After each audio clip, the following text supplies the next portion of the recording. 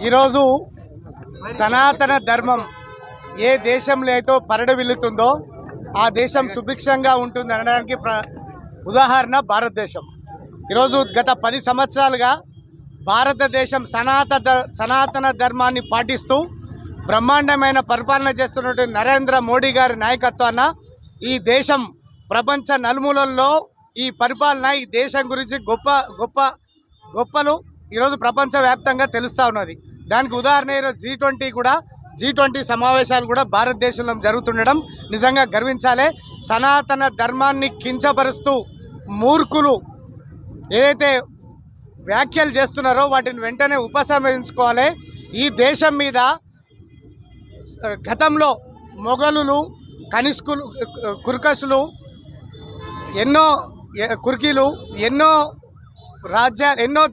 దేశాలు భారతదేశం మీద దాడి జరిపినప్పటికీ ఈ దేశంలో సనాతన ధర్మం పరిడవిల్లుతుందంటే ఈరోజు సనాతన ధర్మం ఏ దేశంలో అయితే పరిడవిల్లుతుందో ఆ దేశం సుభిక్షంగా ఉంటుంది అనడానికి ఉదాహరణ భారతదేశం.